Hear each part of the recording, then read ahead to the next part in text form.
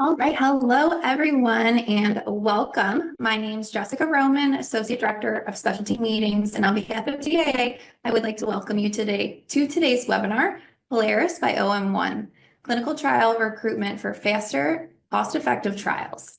This solution provider webinar is brought to you by DAA in cooperation with OM1. Before we begin, I have a few housekeeping announcements. The views and opinions expressed in the following presentation are those of the individual presenter and should not be attributed to DIA, its directors, officers, employees, volunteers, members, chapters, councils, communities, or affiliates. The presentation slides are incomplete without accompanying verbal commentary. Questions can be submitted at any time during the webinar. Please use the Q&A icon located in the toolbar of your Zoom window.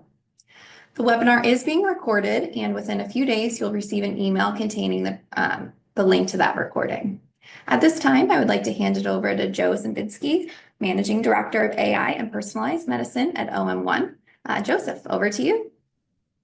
Great. Thank you, Jessica. And thank you to all of our attendees for taking some time out of your afternoon to join us today. I'm going to be speaking, as Jessica had mentioned, about how we can use data and AI for faster and more effective clinical trials. As everyone in the audience is probably familiar with, when we think about clinical trials, we have a lot of optimism with respect to what data and AI could do. But in terms of the real world practice, we know that most clinical studies still remain largely dependent on manual effort. And this is true wherever in the process we're focusing, whether that's at the initial phase when we're just beginning to scope out what a protocol might look like with respect to its feasibility, its target population, onto patient recruitment, qualification, and enrollment, and then throughout the study execution. Each of these steps, when we're talking about data and what we do with those data, remain heavily manual. And this obviously causes issues that, again, we're probably all familiar with. We end up with significant burden on our sites, on our investigators, on the clinical site staff, of course, and sometimes on the patients as well, but also the derivative consequences of that burden, the high costs, the long timelines, low satisfaction with the process, potential for biased enrollment, and of course, the potential for site failure and even trial failure because we're unable to recruit and enroll sufficient numbers of patients sufficiently quickly to get at what we need to with respect to our trial targets. Just to give a bit of data to this picture, and this slide is even a couple years old, but I think everyone is also aware that there's a bit of a paradox at play because even though manual effort still rules the day, most of the healthcare data that's kind of being generated and processed, at least here in the US, is digital at this point.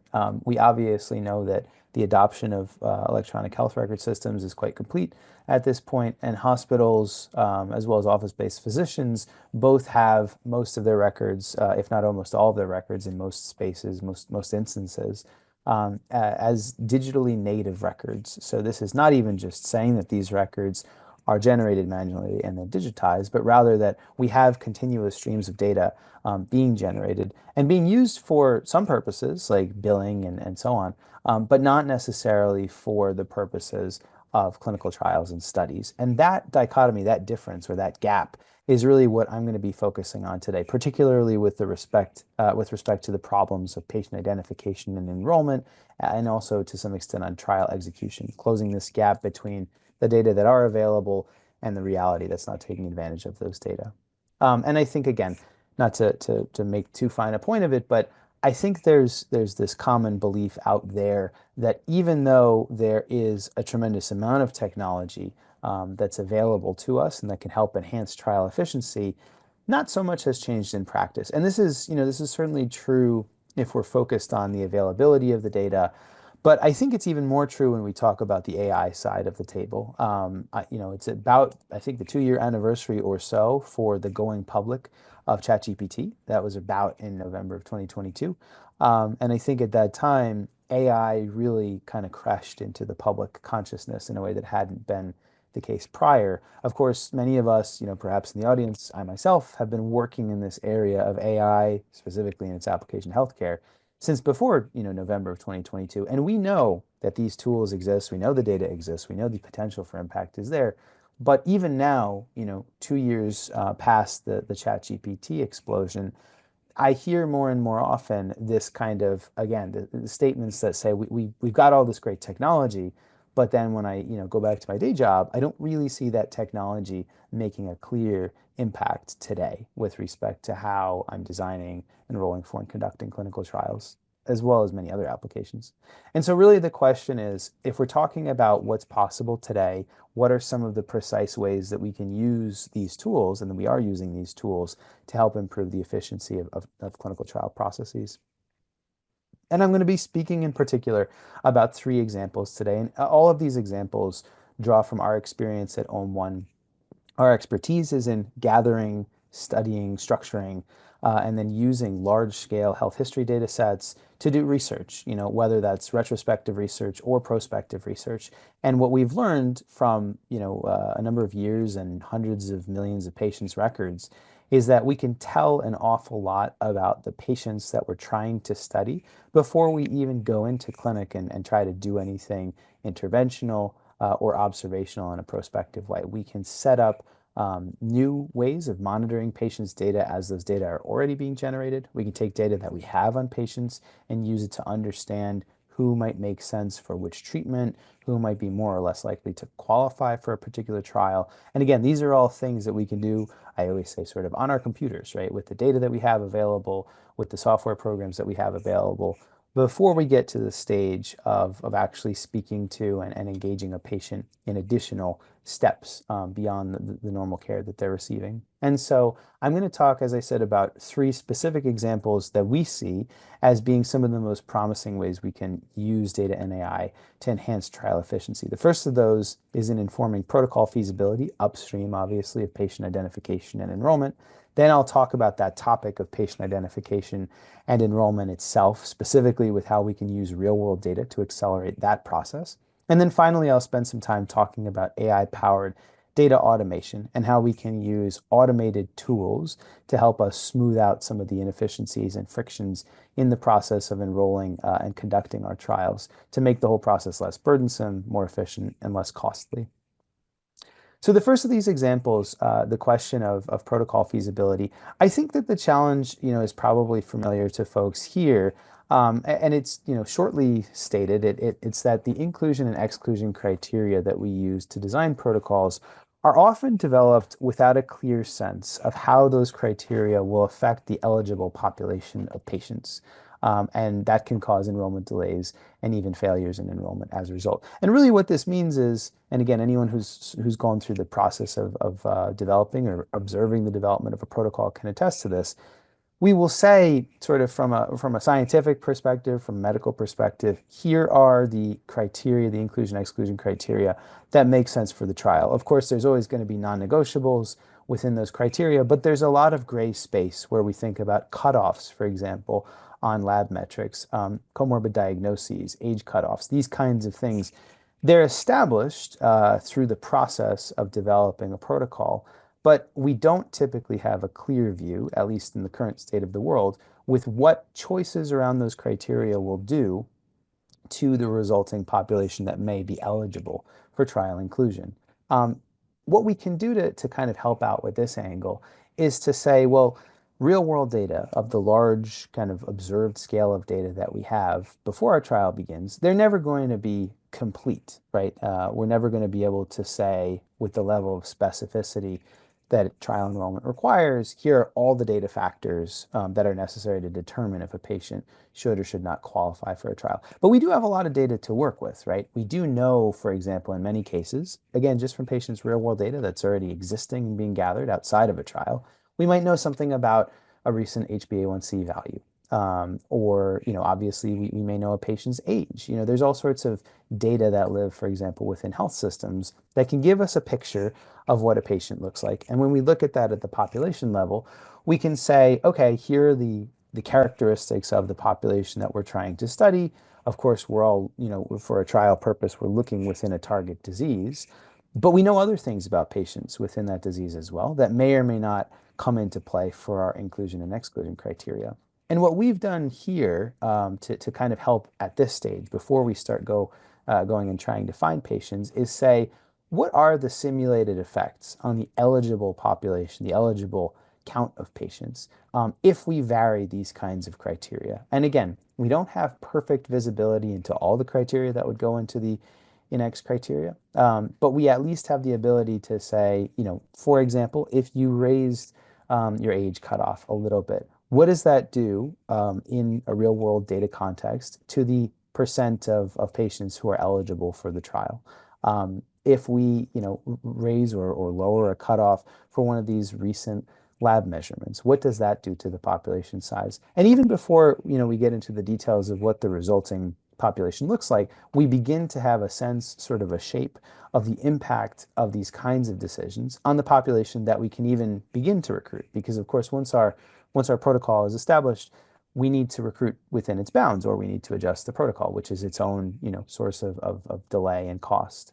So optimizing between the characteristics that make sense for the trial population, while also saying, we want to have the biggest and most able to be accessed pool of patients that we can, is something that we can simulate using existing real world data. So the diagnoses, medications, lab records that patients already have, when we have sufficient record size and when we kind of put all of that information together into a framework to study some of these trade-offs. And we can even do this when we want to think about, for example, how different diseases overlap.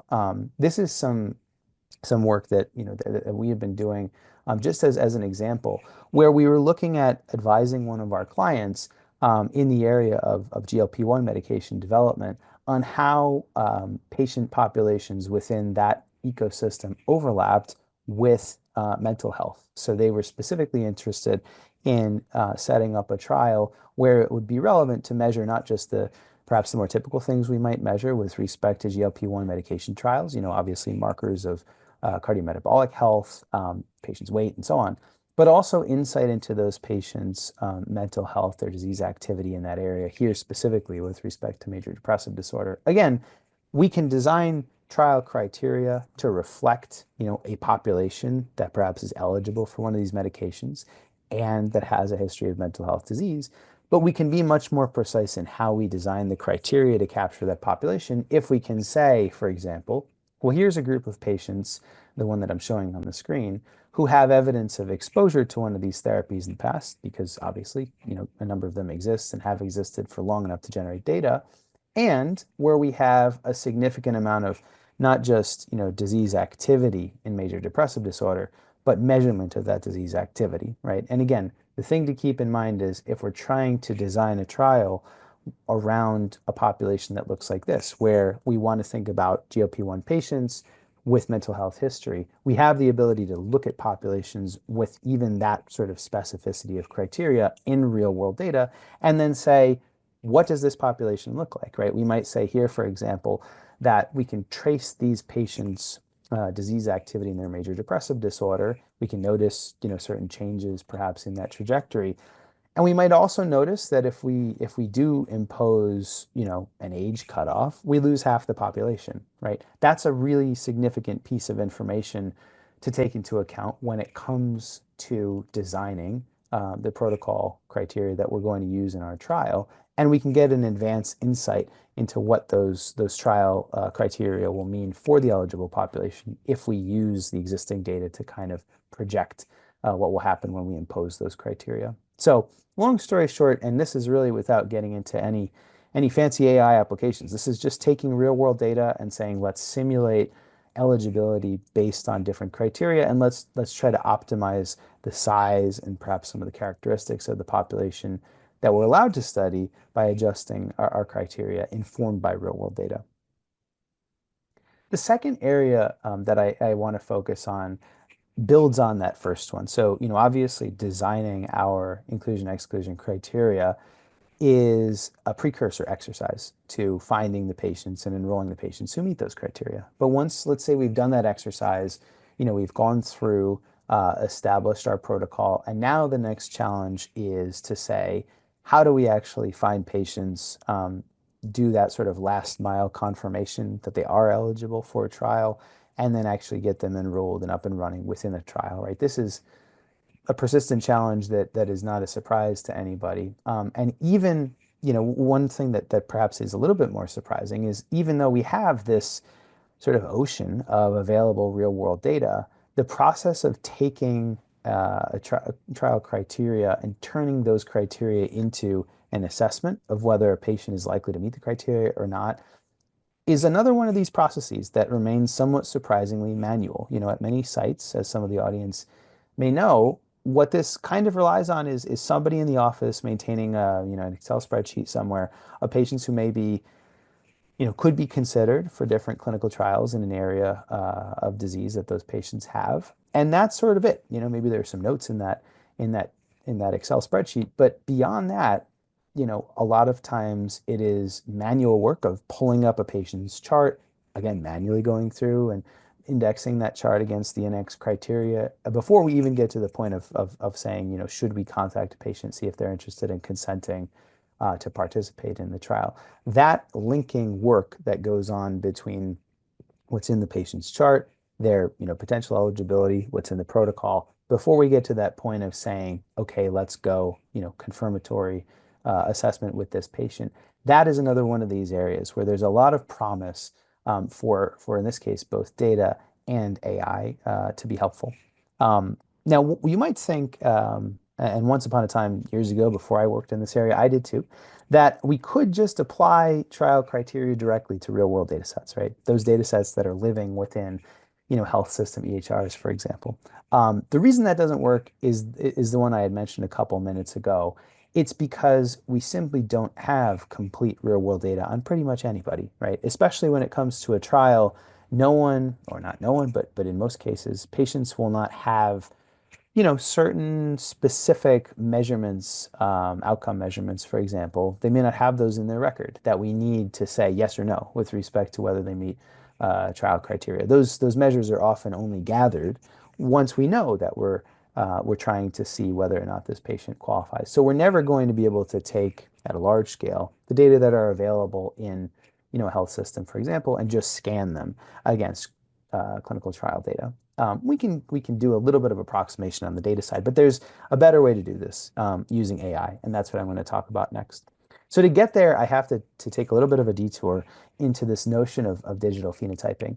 And the concept here, I think, is pretty simple, though it bears a lot of fruit once you have the ability to do it. And the concept here is if you take a group of patients in a large data set and you sort of consider those patients as a group, you can have an AI algorithm look at what those patients share in common in their health histories, right? A lot of times when we do this kind of work, we're doing it in the context, for example, of diagnosis. We might take a group of patients who all share a common diagnosis and say, what do those patients share in their histories? What other diagnoses do they have? What medications have they been exposed to? What physicians have they seen? What tests have they undergone? All that sort of thing. If we're able to do that, if we're able to connect a persistent set of signals or patterns in patients' histories to that group that we're targeting, then we have the ability to say, okay, other patients who have similar signals, similar patterns, they may be similar in outcome to the group that we're trying to study, right? And again, most obvious in something like a diagnosis where we might say a patient that doesn't have the diagnosis we're looking for, but has a lot of the associated signaling, maybe they do have the diagnosis, in fact, and they just haven't been diagnosed yet, or perhaps they've even been misdiagnosed into another disease. That's the notion behind digital phenotyping. The way we operationalize this at OM1 is through our digital phenotyping platform, which we call PhenOM. And the notion here is really we have an AI tool that's designed to elicit or surface these fingerprints in the data as I think of them, these sets of distinct patterns associated with a target group of patients. And this tool, as well as AI in general, is good at finding hidden patterns, and it's also good at weighing different patterns. So a lot of times the utility is less about scientific discovery, kind of off the wall things that we'd never imagine being associated with our target, and more about saying, again, in the case of a diagnosis, maybe a patient has, 3 out of 5 key risk factors and another patient has 4 out of 5, and sort of like how do those patients weigh against one another with respect to their likelihood of having our target disease. That is what this tool is really well designed to do. And these sort of data fingerprints can contain any information that's available in patients' health histories, right? So you can see a few of the things listed schematically here. We might look at level of disease severity, mental health effects, their prior physician's experience, comorbid burden, and so on. The notion is, whatever is associated with kind of making this a high likelihood of interest patient, a patient that we should be paying attention to. That's the content that goes into these digital phenotypes or fingerprints. And again, just to emphasize the point, all sorts of things go into these. Sometimes surprising information shows up in them as well. Perhaps like some of the mental health effects that we don't always think about when we're thinking about patterning associated with, other aspects of patients' health trajectories. So what's the relevance of all of this for clinical trial enrollment and patient identification? Well, what we can do is, again, starting with our protocol at this point, we can say, we're not going to mechanically match all of the elements, all the line items in our index criteria to a patient's record. The data just aren't sufficient to do that. But what we can do is find patients who approximate that qualifying profile, right? Perhaps, if we're working with a data set of millions or tens of millions or even more patients, we can say out of all of that, ocean of patients, we do actually have, let's say a few thousand, maybe even just a few hundred, who, for whatever reason, have quite complete data and who do meet all or almost all of our inclusion criteria and, don't fall out as a result of any exclusion criteria. We can create a digital phenotypic profile for those patients using this process I've just described. And what that means is not, everybody else who kind of matches the fingerprint is going to necessarily match those same inclusion-exclusion criteria. But it does say that out of a large population of patients, here are those most similar to this fingerprint, and therefore who are most similar to those who we know are most likely to qualify. It's a way of sifting through large amounts of data to get to a small group of patients who have drastically elevated likelihood of qualifying without going out and collecting a whole bunch of additional data, right? Without going out and saying, well, we have to fill in all the data gaps before we can assess what anybody's chances of qualifying are. Obviously, that last mile has to be done, right? For a patient to actually enroll, we have to go out and fill in those gaps for them. But rather than doing that at random or kind of taking a cruder way of starting somewhere in the population, we can be quite precise and say, we've got a group who is very likely to qualify. We can take a fingerprint of them, and patients who are similar to that fingerprint, even if we don't have perfect data on them, they're the next targets. They're the next ones to go, take a closer look at the record for. And that can have a lot of good effects with respect to the efficiency and the coverage of the enrollment process. Of course, especially acutely when we've otherwise run out of patients that we're able to see easily for enrollment. That's one of the times when this kind of approach can be really useful. Here's just an example.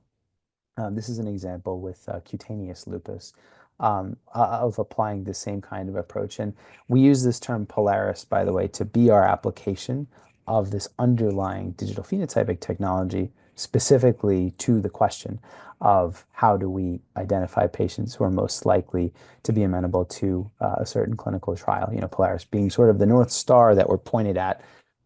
We may not have complete other vision, but we at least have somewhere that we're pointed to, and we can be much more efficient by staying pointed there in the patients that we're evaluating. And so again, just to walk through what this looks like, somewhat mechanically, we have our inclusion-exclusion criteria. These are actually from a real trial you can find on clinicaltrials.gov.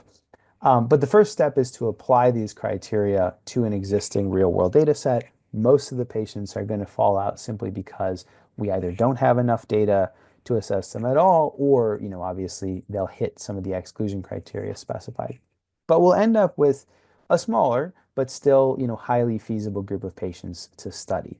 And then we use that group of patients in the data to develop one of these phenotypic fingerprints that just says, how do we find other patients who look similar to this target group? That's the sort of translational aspect of this phenotypic fingerprint.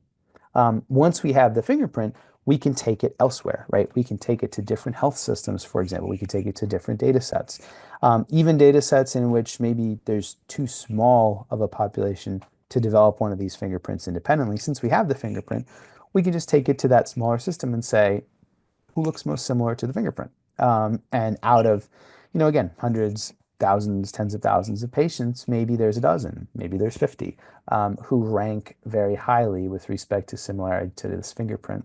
And then those top scoring patients are the ones where we can really isolate. We can be specific about, where those patients are, which physicians, which practice types perhaps they're most connected to.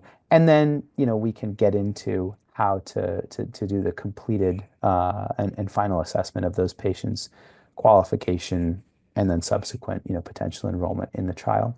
And this is, I'm describing this all in words, of course, but it's an analytic process. So we could be precise about the meaning of terms like how similar a patient is to this phenotypic fingerprint, how steep that curve is when we say, there's a few patients who look very like our fingerprint, and then things really drop off. Maybe that tells us something about the overall feasibility of a particular site. It might inform us that we need to think about opening another site.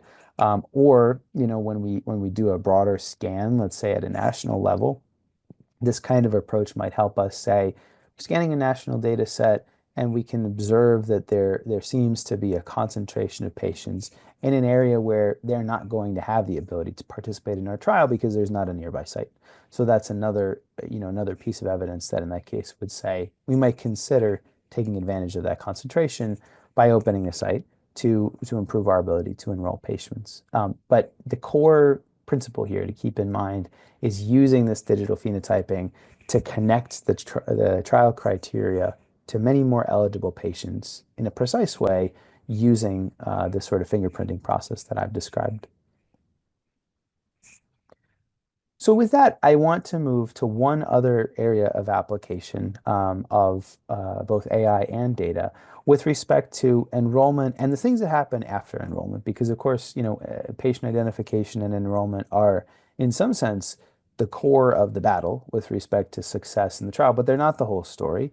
And even once we've found the right patients and we've contacted them, we've confirmed them, we've consented them, and they're participating, doesn't mean that our trial will be successful because, among other things, of that challenge that I mentioned in the beginning, this issue of continued manual processing, the many steps that are required to observe what's going on with these patients, to record those data, translate those data.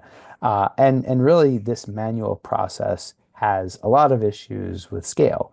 And one of the consequences with sort of the inefficient scaling of manual process is that when one of your sites, when one of your manual processes goes down, it's difficult to replace because you have to go through another set of manual processes to kind of get up to where you were in the first place with a different site. If we have a way, again, of using these data and AI tools to make these steps of gathering and enhancing and observing data more efficient and less burdensome, then we make our trials more flexible and more robust to disruption. Even with all the best tools in the world, there's going to be disruption along the way.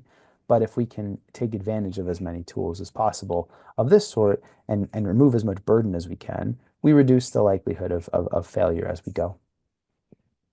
And so again, I won't belabor the point on the left-hand side because I was just describing some of the challenges with traditional data collection in these trials. But the big conclusion is that they require a lot of manual labor, and that makes kind of the execution of our trials dependent on that labor and all the kind of specific characteristics that come along with it. If we're able to get to a world like that on the right, where we're taking advantage of automated data collection, then we're able to be in a much more stable situation. And again, this automated data collection vision is really just the natural consequence of the previous sections I was talking about, where we already are generating, all of us as patients, real-world healthcare data that can be analyzed, can be used to understand trial eligibility and so on. And if we take those same data generation methods and plug them into a trial context, we have a much better and more efficient way of observing what's going on within our trial participants. And again, in a way that reduces our burden on both patients and those conducting our trials. We believe quite strongly at OM1 that this notion of data automation is really the future for clinical research, both at the beginning of the process when we're doing screening, throughout the process of enrollment, throughout the process of conducting the trial, and even continuing to analyze data and gather data after a trial has been conducted. And the notion again here is that we do not need to reinvent the wheel every time we do one of these things. If we have the ability to observe and retrieve data directly from patients' record, for example, subsequent to their consent, without the need to do so manually. If we're working within a network of EHRs and health systems that can provide us with the data that we need to observe in our study, we don't need to, again, reinvent that wheel by going and getting sort of a new set of information each time. And then finally, there are all sorts of real world data. We haven't talked about them yet today, but folks in the audience are likely familiar with those data that come beyond what we might gather by protocol in a trial. Those data exist, they can be linked with our trial data, and they can provide us with tremendous knowledge about who might qualify, who's most likely to enroll, who's most likely to persist, and perhaps even who's most likely to respond in different ways to the treatments that we're testing in our trial. So this concept of linkage, of automated data gathering, makes a huge difference once it's up and running in the efficiency and the smoothness with which we conduct a trial, and reduces our likelihood of failures and other issues in the trial. This is a very busy slide, and so I'll spend a couple subsequent slides going over pieces of it, but I show it to you just to give, sort of the biggest picture that I can of how AI-powered data automation can help enhance the efficiency and the cost effectiveness of clinical trials from the beginning all the way through the end of the trial and beyond at the end of the trial. And you can see, the enhancements that are labeled in orange are those that are taking advantage of AI. Could you do sort of many of the things that I'm describing without AI? Possibly, but it's definitely sort of a sea change having the ability to observe kinds of data that just simply wouldn't be feasible to work with, for example, without AI tools. With those tools, we can access some data types, access some intelligence about patients, again, pre-enrollment and post-enrollment, that we just wouldn't be able to handle from a manual labor perspective. And that sort of is, as I said, a sea change in the efficiency of conducting these processes. And I'll give some examples as we walk through. But just to orient you to what's in this slide, obviously, we need to begin any of these efforts by connecting and ingesting the data streams that are being generated by patients. That's sort of table stakes.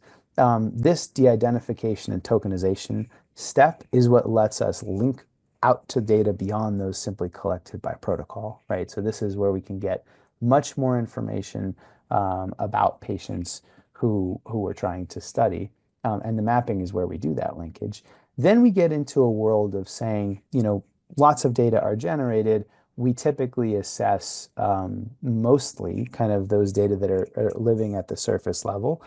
Protocols will require us sometimes to do detailed work on more difficult or exotic data types, but if they don't, we don't tend to dig into those more difficult data types. They may be generated, but they sit by the wayside a little bit, even if they're ripe for analysis. And that's where, extraction can become very important. That's where AI-based enrichment can become important. Even, that digital phenotyping process I was describing before, we can use that process to develop phenotypic fingerprints for protocols to look for patients. But then once we're inside our trial, we may say, actually there are different phenotypes that we're observing in behavior during the trial's execution. Let's make that concept more rigorous by identifying digital phenotypes inside our trial and then studying those groups without, necessarily intervening any differently, but just by rigorously saying, here's a group of patients that sort of behave similarly. Let's figure out what their phenotypic fingerprint looks like, and then let's look at, for example, their outcomes differently from others. That's where we get into things like generating distinct cohorts, adding even more data, and then being able to ultimately study in sort of the most enriched way possible what's going on with the study population. So again, I'll talk through a few of these in detail. One of the simpler things you can do, though, I should say it's not simple, but it, at least conceptually, is probably a little bit easier to grasp, is to say, let's really, get all of the information that we can out of unstructured clinical notes within records that we have available. And again, these records can pre-exist in a patient's history, or they can be gathered in the conduct of our clinical trial. What happens is providers, whether they're physicians or others, will make written attestations of what they observe in their clinical encounters with patients. Maybe that's something that they're specifically protocolized to do. Maybe it's just part of their routine care. But in any case, in a lot of instances in patients, we see a large amount of textual data that actually provides a tremendous amount of context when you lay it over the more structured data that we're accustomed to observing and analyzing with these patients. We can extract information out of these clinical narratives quite straightforwardly. We do this through a process that we at OM1 we like to use the term medical language processing. May sound similar to natural language processing, and in fact it is. Uses certainly a bunch of the same principles. Does not use the out of the box, machine learning NLP algorithms. And the reason for that is simply that medical language is not natural. There is semi-structure to medical language. There's all sorts of unique characteristics that make out of the box NLP algorithms perform quite poorly in medical language contexts. But if you understand and if you've appropriately calibrated to a local environment, you can use medical language processing to reliably, automatedly extract information of the sort that I show on the screen here, right? In this case, we're talking about a psoriasis patient. We might want to pull out information about both the time of an observation and the location on the body of their psoriasis flaring, right? That's the kind of context that may be useful in a trial, and where, if we didn't have a process like this, we need an abstractor, we need a person to read this record and make their recordings. And of course, there may be error in that. We can do this quite straightforwardly using a calibrated and targeted medical language processing module. Another thing we can do with these same kinds of records in a trial context is what we refer to as endpoint amplification. So obviously, again, within a trial, we can protocolize the gathering of endpoints, right? We can require that clinical endpoint measures be recorded at different time points or at different events throughout our trial. Problem is, that doesn't always happen perfectly or reliably. There's always some variance. And it's a point of friction. It's burdensome to the physician to capture some of these measures. It may be burdensome to the patient. We need outcome measures, and we're not going to obviously get rid of observing outcome measures. But what we can do is augment the availability of outcome measures by doing a similar medical language process application to clinical narratives. And so in this application, what we do is look at those same clinical narratives that are often describing a patient's disease activity and say, based on a calibrated model, what is the patient's disease activity likely to be based on this narrative data? So, if we had a description like the one on the previous slide where we're talking about a psoriasis patient, we might say, they're in a more severe disease state or in a less severe state. And we calibrate these models based on known and widely accepted disease activity scores in these different clinical areas. So here's just 3 examples: the SLEDAI score in lupus, the EDSS score in multiple sclerosis, and the CDAI score in rheumatoid arthritis. But we've found that this approach, using machine learning and medical language processing to take a narrative description of a patient's status and use it to estimate disease activity, we found that works quite well across clinical areas and across disease endpoints. And in a trial context, this is very helpful because first, it can relieve some of the burden to try to get observed as many disease activity endpoints as we want. It can really boost the number of endpoints available, as well as the number of patients who have nice longitudinal endpoint trajectories. And again, when we're considering our inclusion-exclusion criteria, when we're thinking about patient eligibility, we might also say, look, we maybe we're looking for patients with severe disease, and I've got a patient who has not had a recent formal evaluation of disease activity. But for that patient, perhaps I can estimate her disease activity because she recently had an encounter with her rheumatologist. The rheumatologist wrote a detailed note, and from that note, we can estimate a severe disease activity level. Maybe that's someone worth considering for inclusion, right? So this ability to estimate disease activity and put those estimates next to observations is one that can help us both on the analysis and recruiting side as well as in the execution side. And you can get sort of dramatic effects when you use these estimated endpoints to enrich your vision into a patient's trajectory. This is just an example from lupus, from a lupus patient. If you look at their record and you only focus on observed SLEDAI scores, right? So those are these blue X's you can see here. We've only got 3 of those in their patient's record for this year that I've selected. And if you drew the straight line that you can see there through those disease activity points, you would say, the best we can tell from these data, the patient had stable disease activity, throughout this year. If you estimate their disease activity using the process that I've described, we actually get all 7 of these orange data points, which is obviously, giving us some coverage of those data points that we knew already, but filling in some of the gaps as well. And in particular, you see this interesting kind of change in patient trajectory in the latter portion of this year that you don't observe in the observed SLEDAI scores alone. Now, the observed X's here, these blue X's, they don't say that this trajectory in orange is not possible.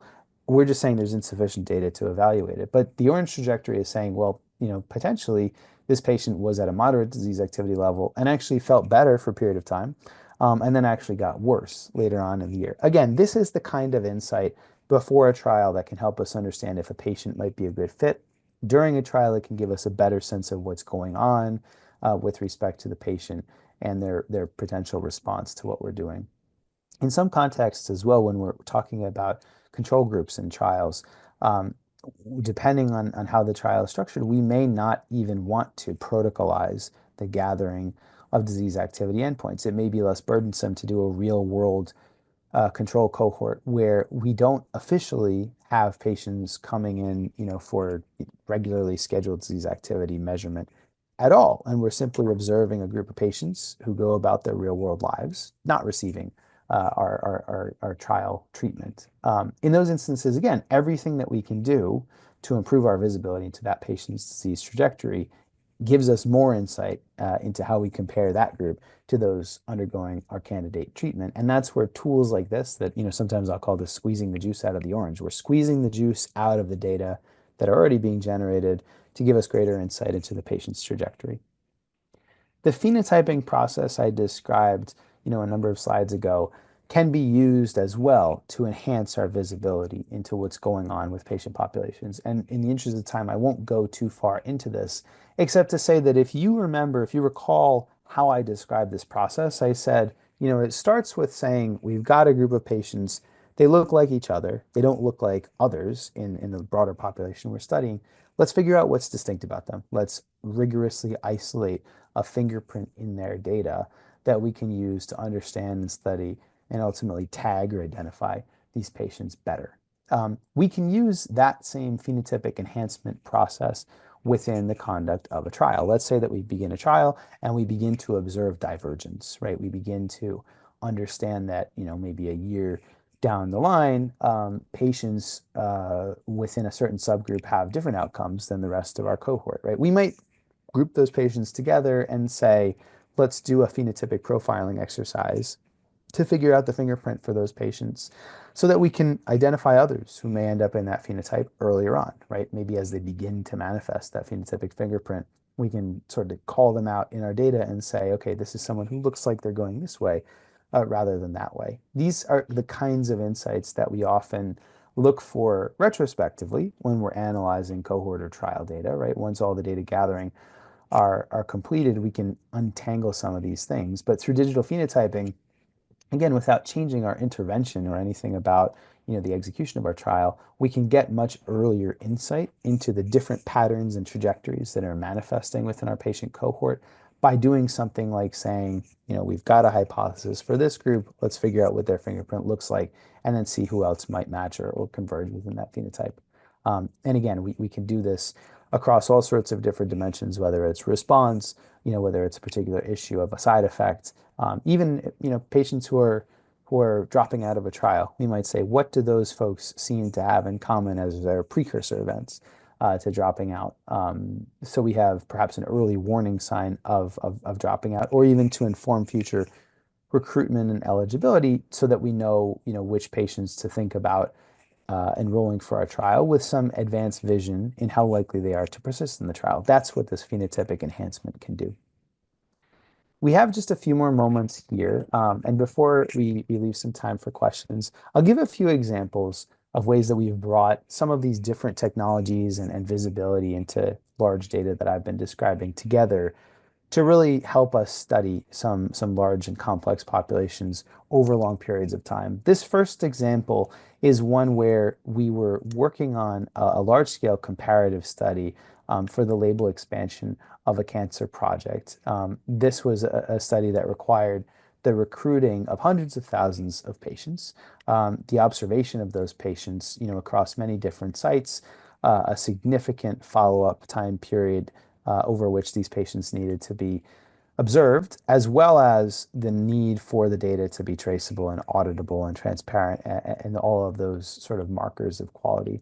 And to accomplish something of this scale in a way that's cost efficient and time efficient really requires bringing many of the tools that I've been talking about to bear simultaneously. The need to be smart about which and where these sites are, how patients are identified and enrolled, and then how we capture and sort of squeeze as much as we can out of the data that we're observing about these patients. It allows us to accomplish a study of this magnitude in a much quicker and more cost-effective way than we might if we attempted it purely with sort of more traditional and manual techniques.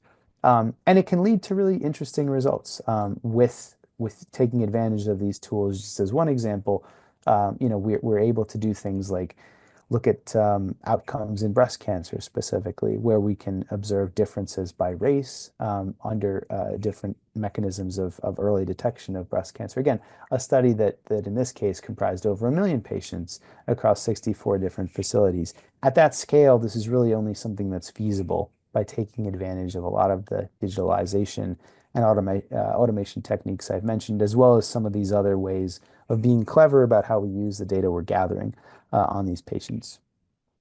We've incorporated quite a few of these tools and processes into a reusable real-world evidence platform that also lets patients and providers interact with this platform. This is certainly useful in the conduct of an ongoing study, but it can also be useful in a situation where, a patient population may participate in different studies over a number of years, right?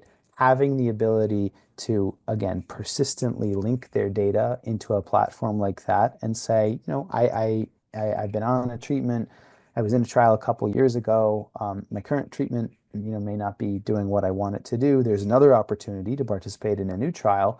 Maybe that's something that I'm interested in as a patient, or, if the physician's taking a look at this platform, maybe this trial that's popped up is a match for this patient because I can observe, a lot of the things that I've been describing about that patient's trajectory, their history, sort of that longer term visibility into what's going on with them.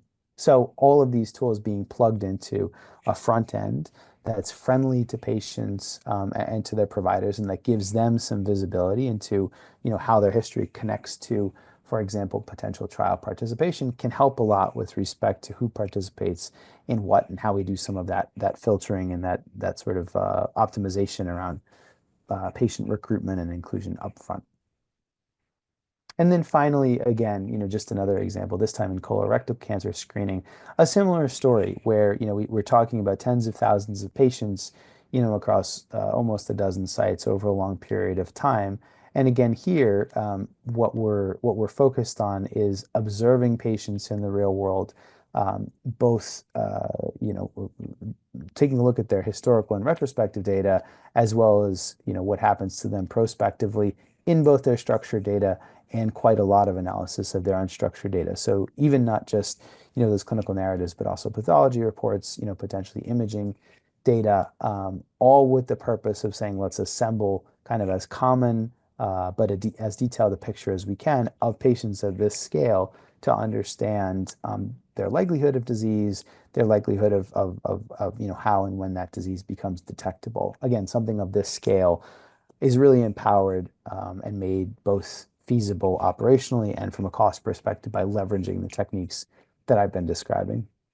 And I've touched on many of these, but just to flash for the audience in case people's minds are going in different directions, there are quite a lot of other use cases that take advantage of the tools and techniques that I've been describing, even beyond the scope of what we've talked about today. So, and you can see these begin to get, increasingly complicated. We can think about, for example, trials that are embedded inside of registries. That's layering, one type of intervention and data capture inside another one.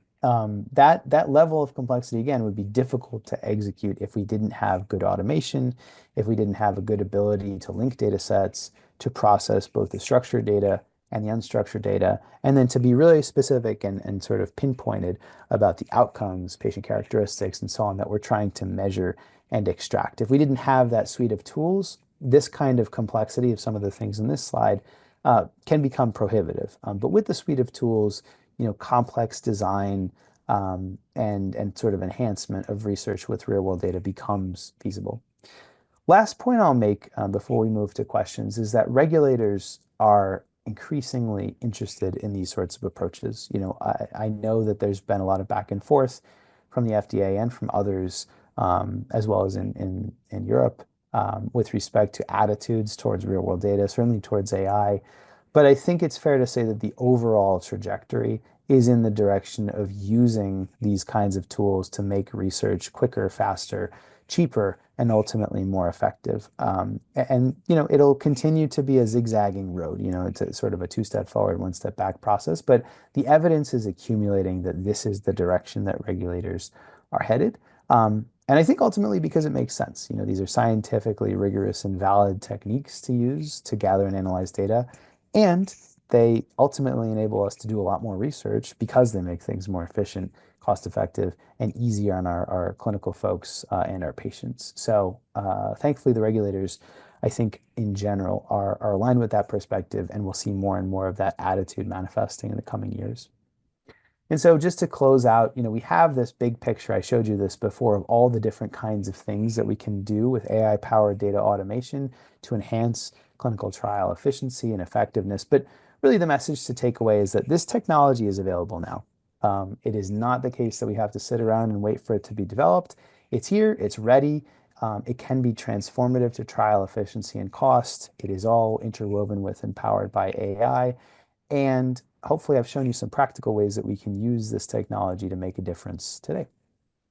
So with that, thank you. And I'm going to switch over and see what questions from the audience I can answer. And please do toss in any questions that you have. All right, let me pull up my question queue here. So the first question that is in the queue here says, can you use AI phenotyping, digital phenotyping, to focus and specify on subtypes to help with trial enrollment? So that's a good question, and I think this is actually a really interesting topic and one that could be its whole own webinar. If I interpret the question to mean, can we build a trial around a particular phenotype? Not one necessarily that we identify through a traditional NX process, but that we identify through similarity to a target group. And the answer there is, yes, from a technical perspective. From a regulatory perspective, it's interesting. We still need to translate whatever is in our digital phenotype into kind of mechanical inclusion-exclusion criteria. We can't say, just because a patient has a certain statistical similarity to a group that we're targeting, then they're eligible to be included. I do think that's a really interesting place to go in the long term, because it's a sort of truer sense of what's going on, or a more flexible sense of the distinctions among patients than if we were relying on only kind of the things we can observe in their sort of traditional ways of filtering out patients. But it's an interesting topic. One other question that's in the queue here, and it says clinical notes are very specific to different doctors and health systems. How do you account for that in working with these kinds of data? So that's a really good point as well. It is absolutely true that Dr. A's notes are going to look different from Dr. B. Dermatologist notes are going to look different from the rheumatologist. Hospital in a big city may look different from a hospital in a rural area. in California versus in Texas. Basically everything is variable and heterogeneous when it comes to these clinical narratives. What I have found and what our team has found is that there is sort of a happy medium between learning, general principles, the kind of things that translate across different applications as sort of your foundational rock or your place to start, and then customizing and tweaking and calibrating on top of that. So the way we do this operationally is if we want to go look at, text data from a site, whether that's to analyze patients, for potential trial inclusion, or whether it's, during the conduct of a trial to try to, enhance the data sets in some of the ways I've described.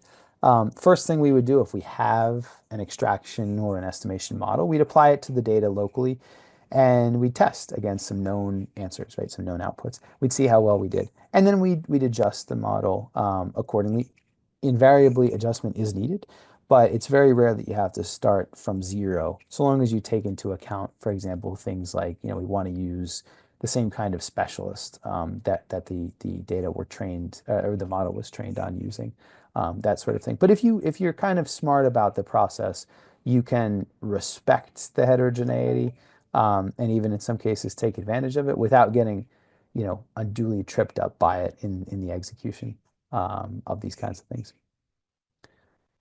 All right. And with that, I think we're just about out of time. So I thank the audience again for their attention. And hopefully this has been informative and worth your time. And I'll turn the mic back over to Jessica. All right, great. Thank you so much, Joseph, and to all of you for joining us today. Please be sure to visit the DIA website to view a complete listing of all of our educational offerings. We will kick off our 2025 live events in January with our Global Pharmacovigilance and Risk Management Strategies Conference, January 27th through 29th in Baltimore, Maryland. So thank you again to everyone for joining and have a great rest of your day.